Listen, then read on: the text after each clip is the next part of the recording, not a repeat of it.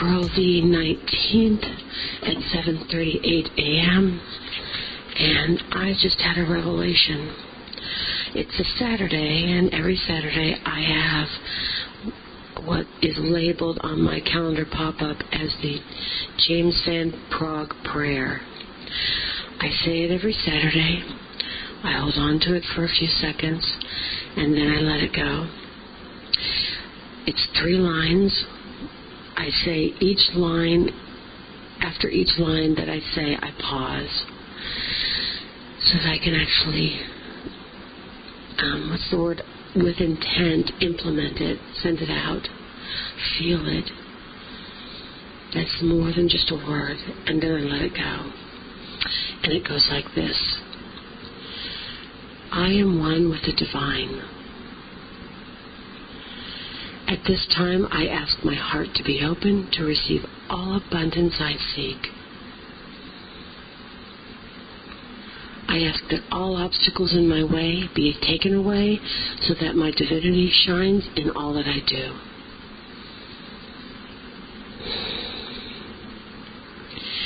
And that's it. In the second line where I say at this time I ask my heart to be open to receive all abundance I seek, sometimes, not always, sometimes and my eyes are closed, but I have a visual of something. For example, today I saw myself standing in this house that I have built in my head over the last decade and have notes in a couple of different places about every amenity this house has. I can walk this house with my eyes closed. I know how many steps it takes, what colors, the carpet, the furniture, the windows, everything, the dimensions of everything. But of course it's dynamic in that it changes sometimes right as I'm walking through the house because it's my imagination, it can. But so sometimes I plug something in that feels abundant so that I can generate that feeling. Now, I'm recording this because I realized that a situation I'm having because I know that I'm going to put this out into the stratosphere. I'm not going to mention this person's name, but there's a person that I have been spending time with as a good, close family friend. And out of the blue, 3 weeks ago, he just refused to talk to me anymore. It was the weirdest thing. He went through a personal challenge, and I think it was because I gave him some advice. Not advice even, actually, I don't do that. I told him, you know what, I'm just gonna read it. Let me see if I can find it here. Okay, it was March 23rd at 8:24 a.m. And what I sent him was a screenshot of an Eckhart Tolle weekly present moment reminder. And that screenshot said, the best indicator of your level of consciousness is how you deal with life's challenges when they come. Through these challenges, an already unconscious person tends to become more deeply unconscious, and a conscious person more intensely conscious. You can use a challenge to awaken you, or you can allow it to pull you into an even deeper sleep. I felt it was so appropriate because of this very dense challenge this person was going through. So after I sent that, the message that I sent in companion with it reads as follows. I sent the image above that I found in my email this morning because it says what I've been thinking about relative to you.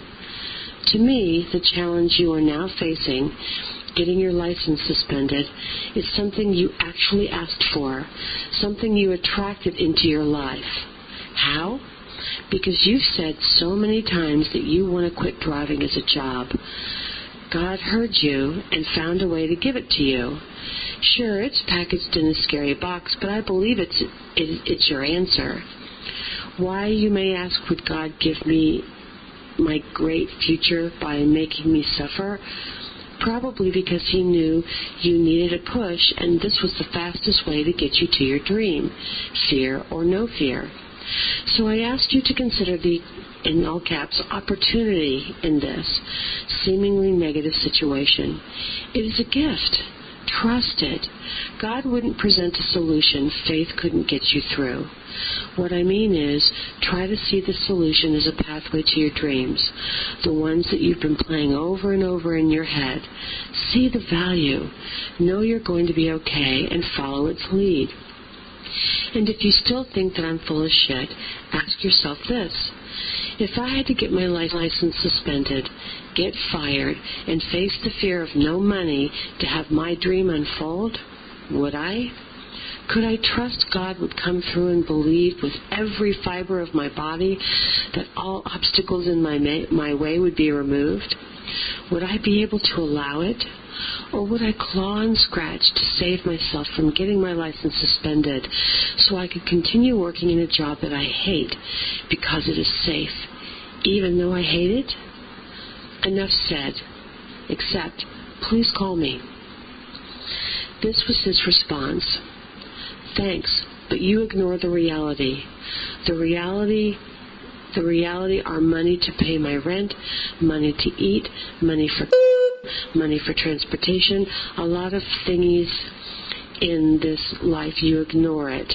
That's why I always tell you that you have a different life, L-I-V-E, different life, different mentally. That's why we're different, and you don't see the real picture. You have your Owen, O-W-E-N, you have your Owen life, and it's not matching anyone else's. Thank you anyway for your long message, but sorry, it doesn't solve anything. I'm okay. Don't worry about me, but I don't want to talk now. Maybe some other time. Have a good day. I haven't talked with him since. Now, a couple of Facebook messages have been exchanged, but they've been very, very angry on his part, very short and curt, and he always repeats, I do not want to talk to anybody right now. Not you, not anybody. So last night, yesterday this all coalesced, and I found myself letting him go.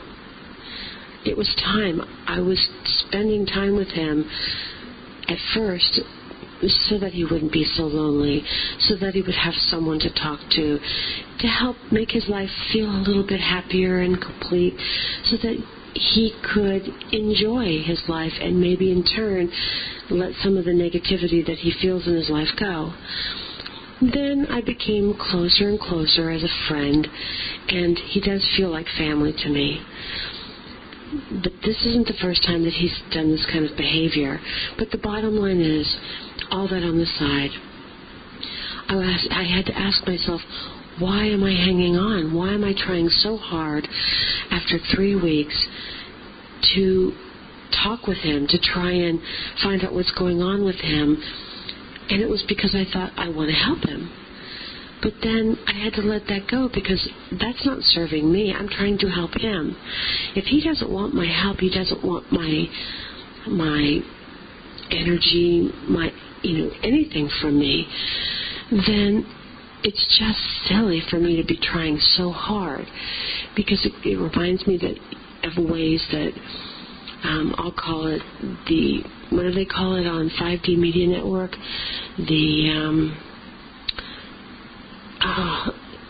It's like the Illuminati, but a much more clever way to say it. The negative powers that energize, or I don't know. But I was thinking that's the way you get pulled back into programming.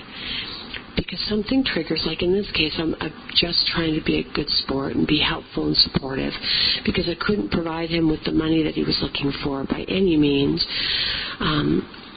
He was going through, he is divorced and has been for several years now, and was a little behind in his child support. And because wasn't born in this country, sometimes he misunderstands English, especially when he reads it.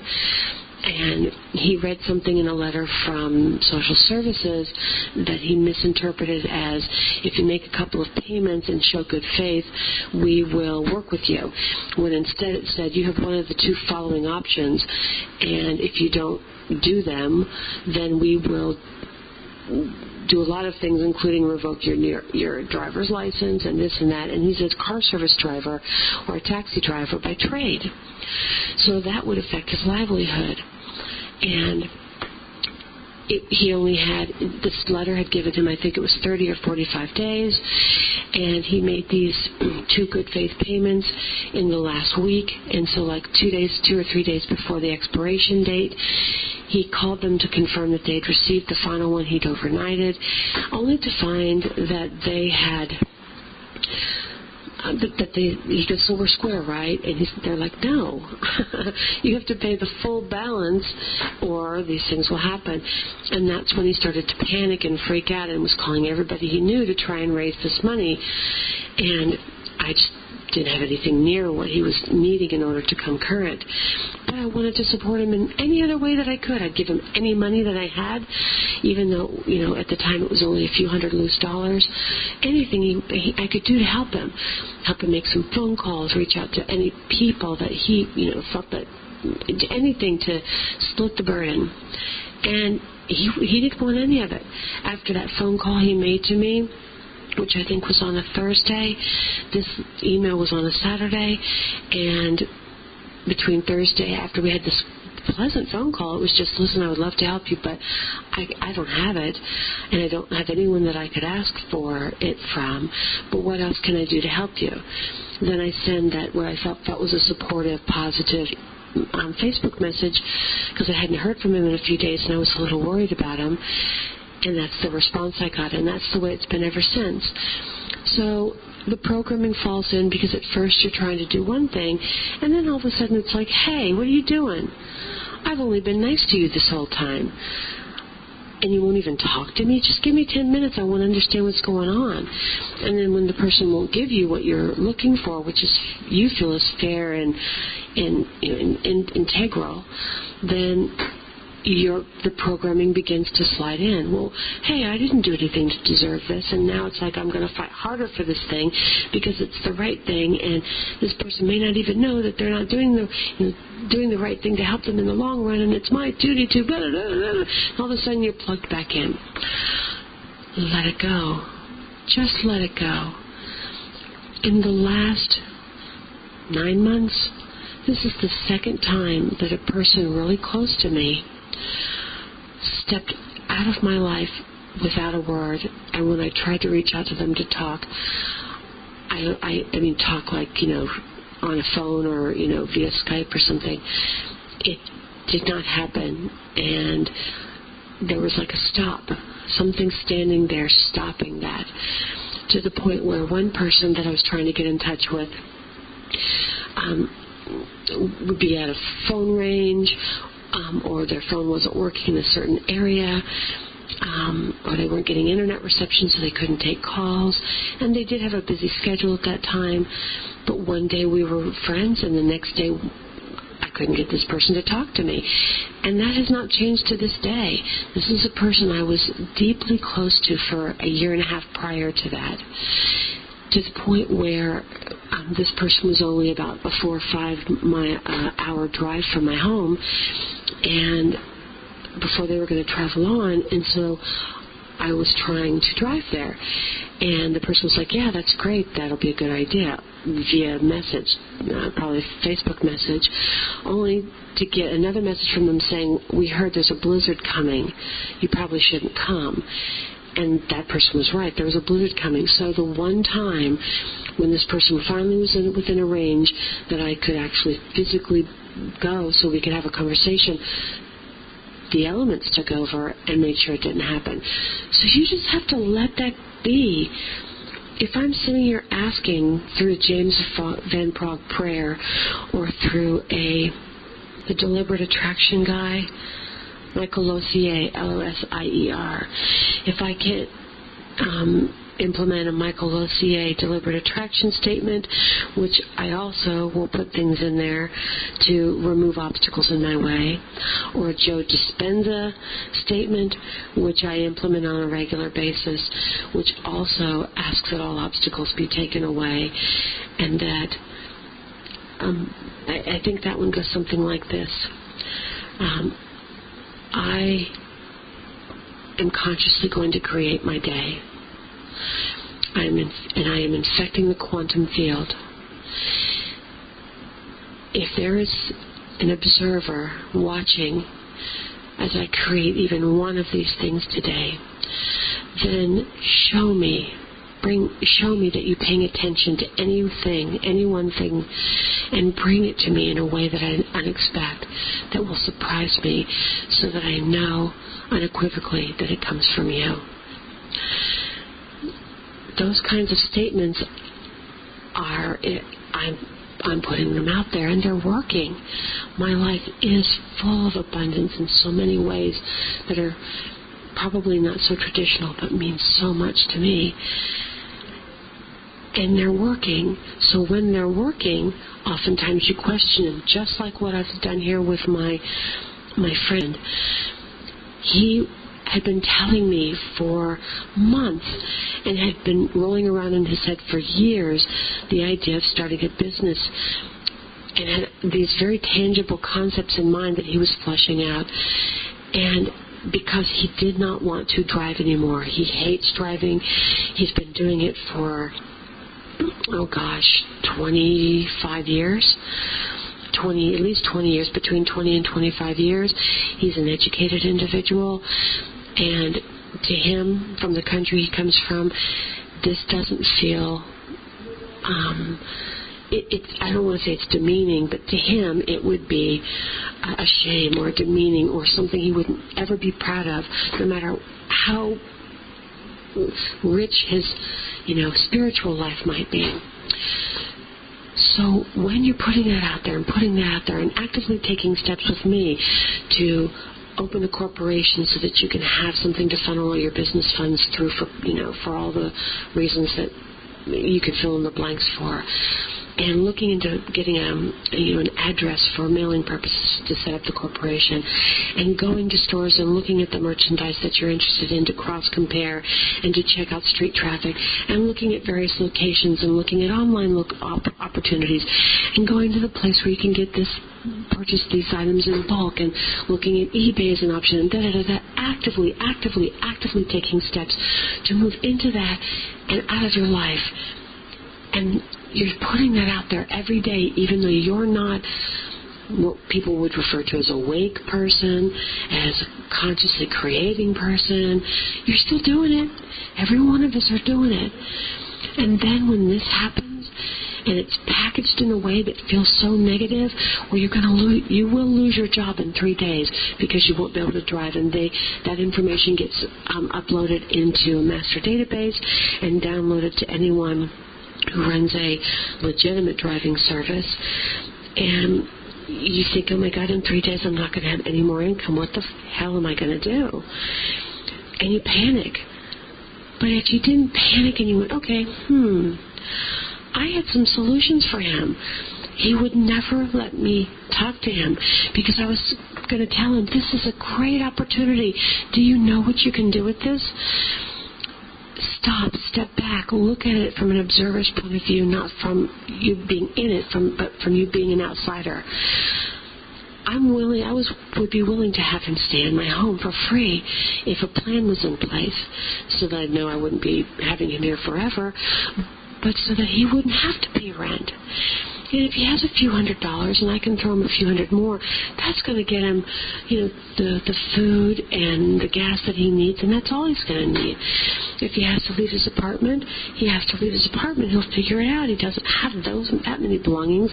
He shares his apartment with a couple of other guys. And just step out of your life and step into the new one. And once you accept that, and allow the obstacles to fall away.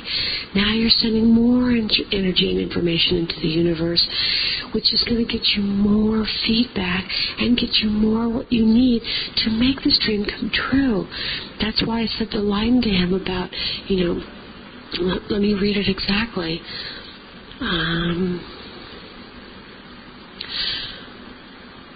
God wouldn't present a solution faith couldn't get you through.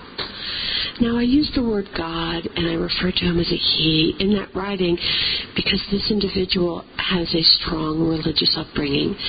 And I felt if I used the word universe or source or anything other than God, which to me it's all the same thing, he would have shut down. I was trying to at least get him to hear me.